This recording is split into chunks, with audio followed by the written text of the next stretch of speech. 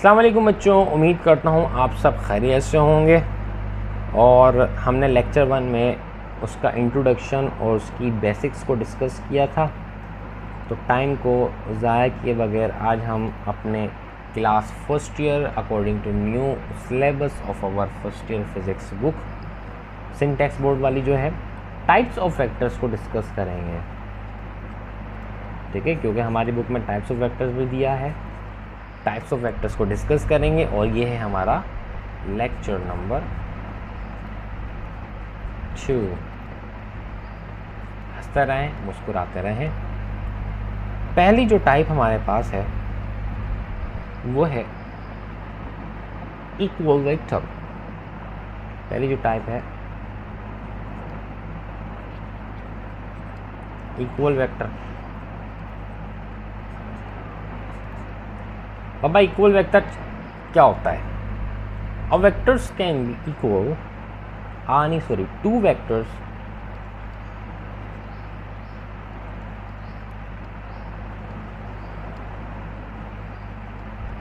can be equal when they have पहली चीज same direction, दूसरा मैग्नीट्यूड, तीसरा यूनिट। मतलब दो वेक्टर्स इक्वल हो सकते हैं जब उनके पास सेम डायरेक्शन हो, मैग्नीट्यूड हो और यूनिट हो। मिसाल के तौर पे एग्जाम्पल हम ले लेते हैं। ठीक है, आपके पास एक वेक्टर है ए जो कि 6 मीटर पर सेकेंड है और ड्यू टू ईस्ट। एक वेक्टर है बी जो कि 6 मीटर पर सेकेंड है ड्यू टू वेस्ट। तो क्या ये दोनों वेक्टर्स इक्वल हो सकते हैं? तो आंसर आएगा नहीं, क्योंकि इन दोनों की डायरेक्शन चेंज है। अगर इन दोनों की डायरेक्शन हम ईस्ट कर देंगे तो ये दोनों वेक्टर्स इक्वल हो सकते हैं, बिल्कुल हो सकते हैं।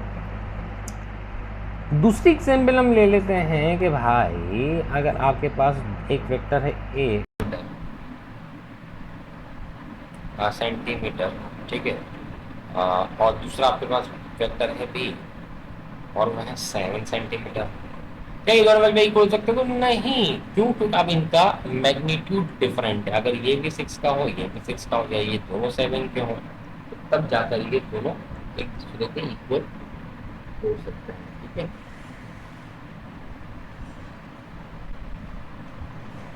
तो डियर स्टूडेंट्स, इस चीज से मैंने आपको बताया कि ये भी ए है, ये बी है। सो ये 6 सेंटीमीटर, ये 7 सेंटीमीटर। अब ये दोनों इक्वल्स नहीं है, क्योंकि या तो ये दोनों 6 सेंटीमीटर के हों या फिर ये दोनों 7 सेंटीमीटर के होने चाहिए, तब ये जाके इक्वल हो सकते हैं। ठीक है, उसके बाद थर्ड नंबर पे है, अगर हमारे पास दो वेक्टर है ए और एक वेक्टर है बी। ए हमारे पास 8 न्यूटन ड्यू टू ईस्ट, ठीक है, और बी हमारे पास 10 मीटर पर सेकेंड। तो क्या ये दोनों इक्वल हो सकते हैं? नहीं। अब इन दोनों का यूनिट चेंज है।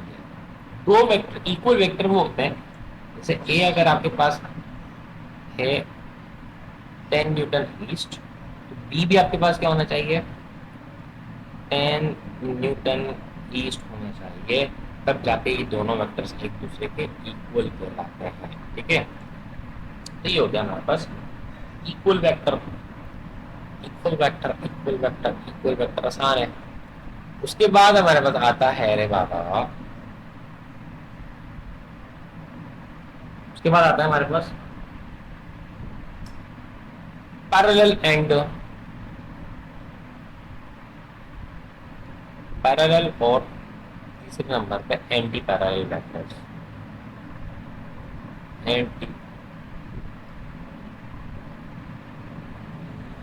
एंटी पैरेलल वेक्टर्स, ठीक है। पैरेलल एंटी पैरेलल क्या होता है? अब देखें, पैरेलल का मतलब ये होता है कि आपके पास एक वेक्टर है ए, दूसरा वेक्टर है बी, ठीक है, इन दोनों के दरमियान में जो एंगल बनता हो वो 0 डिग्रीज का हो, और इनका एडिशन या फिर जो रिजल्टेंट है वो इन दोनों वेक्टर्स के सम के इक्वल हो। मिसाल के तौर पे आपके पास वेक्टर ए है 6 मीटर्स ईस्ट, ये है आपके पास 5 मीटर ईस्ट, तो दोनों का जो रिजल्टेंट आए वो 11 मीटर ईस्ट आना चाहिए, क्योंकि सम हो रहा है यहाँ पे सिंपल। इस तरह के वेक्टर को हम पैरेलल वेक्टर कहते हैं। ठीक है। एंटी पैरेलल वेक्टर क्या होता है? एंटी पैरेलल वेक्टर आपके पास एक ऐसा वेक्टर जिसमें 180 डिग्री का एंगल बनता हो।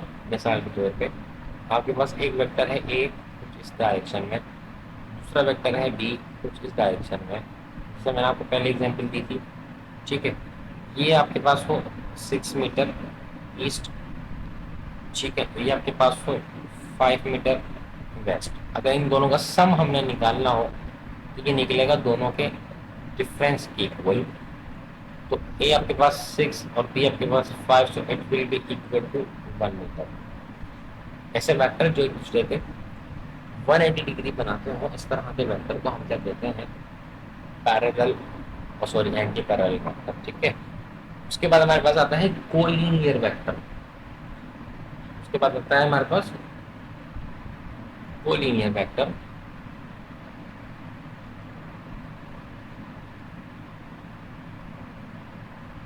कोलिनियर, और इसके बाद आता है हमारे पास 6 नंबर पे कोप्लेनर वेक्टर। Coplanar vector. ठीक है। सो कोलिनियर कोप्लेनर क्या होता है? कोलिनियर कोप्लेनर भी बड़ा आसान है। को का मतलब होता है सेम, यहाँ पे को का मतलब है कोका कोला नहीं, Coca Cola, sorry line, same line वाले। ठीक है। So vectors which lie on same line, इस तरह के वेक्टर सेम लाइन पर लाई करते हो। मिसाल के तौर पर आपको स्क्रीन पे लाइन नजर आ रही है, अरे यार कहाँ जा रहा है? ठीक है, चलो उसको इससे बना लेते हैं। एक लाइन आपको ये नजर आ रही है, दूसरी लाइन आपको ये नजर आ रही है, तो इस तरह के वेक्टर्स आपके पास क्या कहलाते हैं ये स्टूडेंट्स?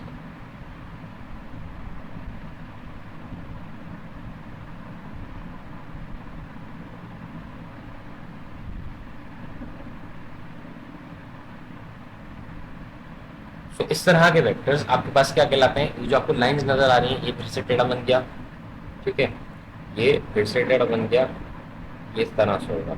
इस तरह के वेक्टर आपको कोलिनियर कहलाते हैं। क्या कहलाते हैं ये? Collinear vector. क्या कहलाते हैं ये? Collinear vector. इस तरह से, ठीक है, तो ये सेम लाइन पर होते हैं। कोप्लेनर क्या होता है? अब आपके पास देखो 3 वेक्टर्स फर्स्ट करो, आपके पास एक वेक्टर ये है, ठीक है, और दूसरा वेक्टर ये है। तो अब ये आपके पास जो है ये एक सेम स्क्रीन पर है, मतलब सेम उस पर है, एक प्लेन के ऊपर। ये जो आपको पीछे बैकग्राउंड नजर आ रहा है ना, इसको हम प्लेन कहते हैं। तो लगे एग्जाम्पल में आपको दूँ, फर्स्ट करो कि आपके पास एक बुक है, ठीक है, आपने एक पेंसिल को यूं रख दिया, दूसरी पेंसिल को आपने यूं रख दिया। अब ये जो पेंसिल है या ये जो वेक्टर्स हैं, ये आपके पास को प्लेनर है, क्योंकि इनका जो प्लेन है वो एक बुक है, ठीक है, इनका जो एक प्लेन है वो ये आपके पास प्लेन कहलाता है। अब आपके पास अगर एक तीसरा वेक्टर जो कि इस डायरेक्शन में हो, मतलब इस स्क्रीन से बाहर निकलता हो, तो ये अब 3 वेक्टर्स को प्लेन पर नहीं हो सकते, ठीक है, हो भी सकते हो नहीं हो सकते। उसकी वजह क्या है? उसकी अच्छा, या तो स्क्रीन से बाहर निकलता हो ये तीसरा वेक्टर, या फिर आप इसको बुक में इस तरह से रख दो, तो अब ये को प्लेनर है। तो को प्लेनर वेक्टर वो वेक्टर होते हैं जो सेम प्लेन पर होते हैं। मिसाल के तौर पे कि हम मैं यहाँ लिख देता हूँ ताकि आपको याद रहे। अभी two vectors will always coplanar, मतलब 2 वेक्टर तो हमेशा कोप्लेनर होंगे, ठीक है, क्योंकि ये बुक की मैंने आपको एग्जाम्पल दी। बट जो 3 वेक्टर्स होते हैं, 3 वेक्टर्स में भी और may not be कोप्लेनर। तीन वेक्टर्स कोप्लेनर हो भी सकते हैं और नहीं भी हो सकते। ठीक है, नेक्स्ट है हमारे पास, नेक्स्ट है हमारे पास, नेक्स्ट है हमारे पास, मैं ख्याल में गिनती गलत चल रही, concurrent vectors, concurrent vector. Dear students, what does mean by concurrent vectors? वो वेक्टर जो एक ओरिजिन से स्टार्ट होते हो, मिसाल के तौर पे ए, मिसाल के तौर पे बी, मिसाल के तौर पे सी, तो इस तरह के। अभी ओरिजिन क्या है? ये ओरिजिन है इसका। ऐसे वेक्टर्स जो सेम ओरिजिन से स्टार्ट होते हो, वो वेक्टर्स इंटरसेक्ट करते हो, इस तरह के वेक्टर क्या कहलाते हैं? कंकरेंट वेक्टर कहलाता है। यहाँ पे एक पॉइंट में लिख देता हूँ कि to or more than two vectors intersecting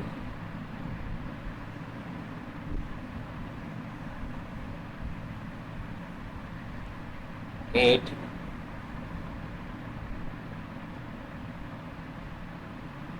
same point। ठीक है, दूसरा, और टू और मोर वेक्टर्स, ये दोनों डेफिनेशन आप इसको इस तरह से लिख सकते हो। टू और और आएगा, टू और more vectors whose line of action, Aishwarya Rai वाला एक्शन नहीं, whose line of action intersect with a common point।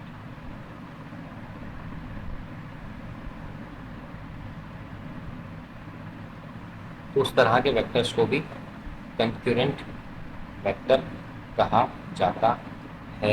रे पाता। ठीक है, अब हमारे पास है यूनिट वेक्टर। अब हमारे पास क्या है? एक यूनिट वेक्टर है।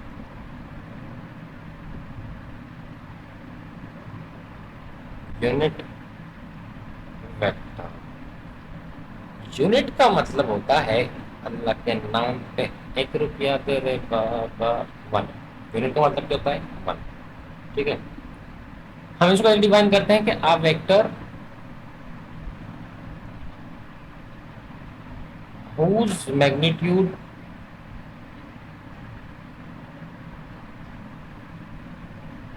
is always equal to 1।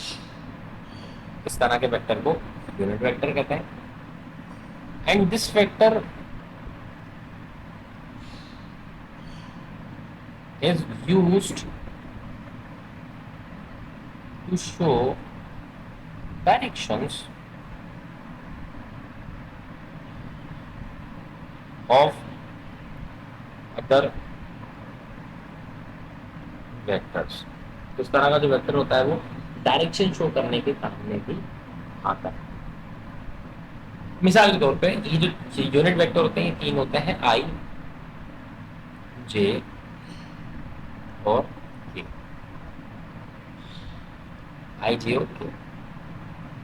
ये मैं आपको क्रॉस प्रोडक्ट और जब डॉट प्रोडक्ट पढ़ाऊंगा उसमें आई, जे को, के को हम मजीद डिस्कस करेंगे।